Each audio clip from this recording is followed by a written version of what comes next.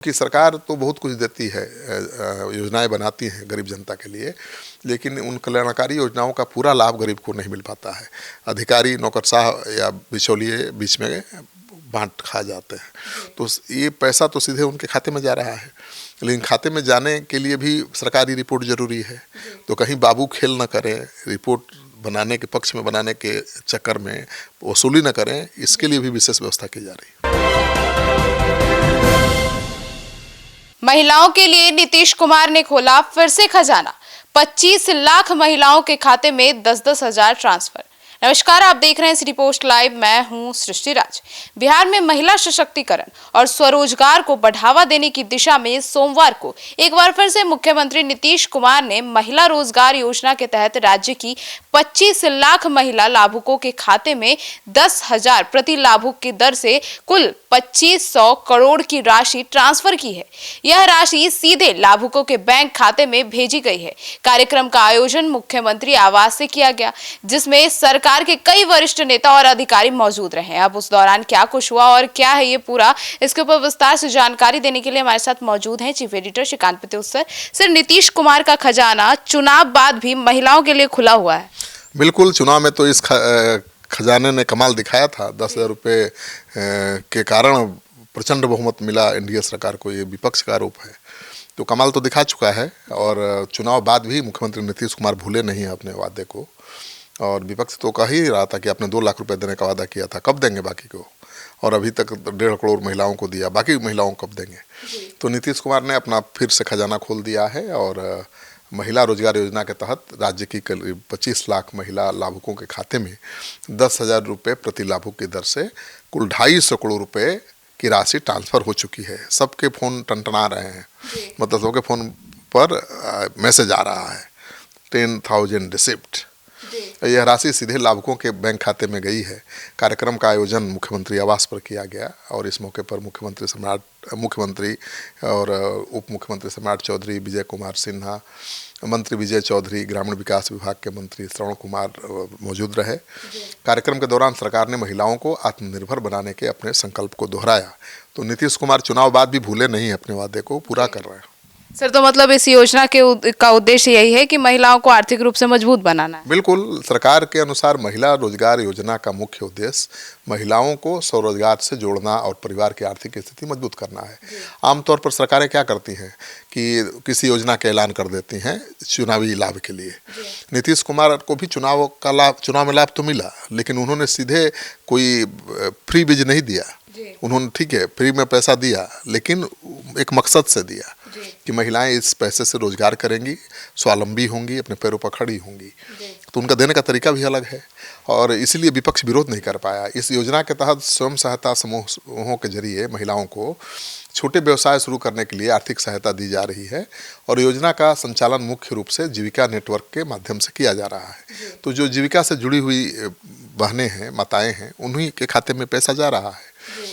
ग्रामीण महिलाओं को संगठित कर रोजगार से जोड़ने की कोशिश है, और ये अगर पूरी हो गई, 2 लाख रुपया तक मिल गया, तो बहुत सफल कोशिश मानी जाएगी। सर, तो अब तक कितनी महिलाओं को इस योजना का लाभ मिल चुका है? देखिए, सरकारी आंकड़ों पर भरोसा करें तो बिहार में इस योजना का लाभ अब तक 1.5 करोड़ से ज़्यादा महिलाओं को मिल चुका है। उनके खाते में 10,000 की सहायता राशि पहले ही जा चुकी है।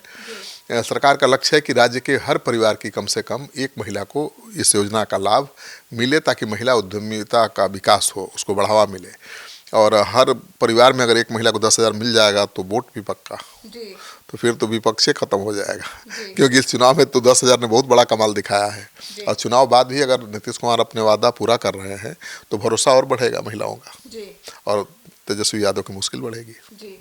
सर, तो 2 लाख की सहायता इन महिलाओं को कब तक मिलेगी? विपक्ष लगातार सवाल भी उठा रहा है। हाँ, विपक्ष को लगता है कि 2 लाख रुपया हर महिला को देना संभव ही नहीं है। मतलब हर परिवार के हर घर में 2 लाख रुपया देना कहाँ से देगी सरकार? कहाँ से पैसा लाएगी? विपक्ष सवाल उठाता रहा है, प्रशांत किशोर भी उठाते रहे हैं, लेकिन सरकार तो दे रही है। 10,000 रुपया तो दे रही है ना भाई। और सरकार योजना के अगले चरण में जो योग्य महिलाएं हैं, मतलब जिन्होंने 10,000 रुपये का सही इस्तेमाल किया है, कारोबार उससे खड़ा किया है, तो उनको 2 लाख रुपये की अगली राशि दी जाएगी, मतलब अगली सहायता। तो इतनी बड़ी राशि देने से पहले सरकार जांच करवा रही है और एक प्रक्रिया बनाई गई है। इसके तहत राज्य के ग्रामीण और शहरी क्षेत्रों में वार्ड स्तर पर आवेदनों की जांच होगी। नगर निकाय द्वारा प्रत्येक वार्ड में पात्र महिलाओं का भौतिक सत्यापन किया जाएगा कि कौन महिला क्या कारोबार कर रही है। इसके लिए राज्य के करीब 3,500 वार्डों में विशेष समितियों की कर्मियों की तैनाती की गई है और ये कर्मी महिला रोजगार योजना के लिए आवेदन करने वाली महिलाओं की पहचान करेंगे, उनके दस्तावेजों की जांच करेंगे, पात्रता की जांच करेंगे कि भाई उन्होंने पैसे का सही इस्तेमाल किया है कि नहीं। अगर 10,000 रुपया मिला और उन्होंने तेल नून में खर्च कर दिया तो फिर अगली राशि नहीं मिलेगी। लेकिन 10,000 रुपये मिला और उससे छोटा भी कारोबार शुरू कर दिया, एक दुकान ही खोल दिया, 5 बकरी खरीद लिया, तो उनको मिलेगा, क्योंकि वो बताएंगे कि हम तो अब 5 से 50 बकरी खरीदेंगे, गोपालन करेंगे, दुकान खोला है उसको और आगे बढ़ाएंगे, तो उनको 2 लाख रुपये मिल सकता है।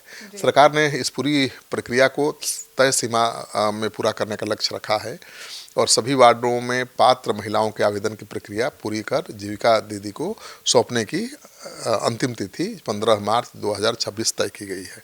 मतलब ज़्यादा समय भी नहीं दिया गया है कि इसी साल आप मार्च तक सारी आवेदन की प्रक्रिया को पूरी कर लीजिए। आवेदन प्रक्रिया को कुल 9 चरणों में पूरा किया जाएगा और जो महिलाएं योग्य होंगी, जिन्होंने कारोबार किया है, उनको 2-2 लाख रुपए मिलेंगे।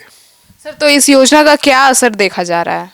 असर तो है, सरकार का मानना है कि इस योजना से महिलाओं की आर्थिक स्थिति मजबूत होगी और महिलाएं भी उत्साहित हैं। अब देखिए, इस योजना का असर ये है कि महिलाएं, गरीब तबके की महिलाएं जिनको 10,000 रुपये मिला है, वो अपने पैरों पर खड़ा होने का सपना देखने लगी हैं और नीतीश कुमार की तुलना बापू से करने लगी हैं, उनको बापू कहने लगी हैं। जैसे गांधी जी को बापू कहते हैं ना, तो बिहार की महिलाएं गांधी जी को नहीं, नीतीश कुमार को अपना बापू बता रही हैं। अब सरकार कोशिश करे कि पारदर्शिता बनी रहे और जांच की प्रक्रिया को थोड़ा सख्त बनाया गया है ताकि सही लाभुकों तक योजना का लाभ पहुंच सके, क्योंकि सरकार तो बहुत कुछ देती है, योजनाएं बनाती हैं गरीब जनता के लिए, लेकिन उन कल्याणकारी योजनाओं का पूरा लाभ गरीब को नहीं मिल पाता है। अधिकारी, नौकरशाह या बिचौलिए बीच में बांट खा जाते हैं, तो ये पैसा तो सीधे उनके खाते में जा रहा है, लेकिन खाते में जाने के लिए भी सरकारी रिपोर्ट जरूरी है।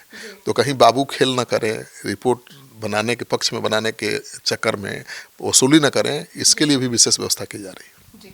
तो सुना आपने, तो नीतीश कुमार ने फिर से अब महिलाओं को दिया है इतने सारे 10-10 हज़ार का इनाम और फिर से उन लोग को महिला सशक्तिकरण को बढ़ावा देने के लिए। तो अब इस पर आपकी क्या राय है, कमेंट सेक्शन में जरूर बताइएगा। धन्यवाद।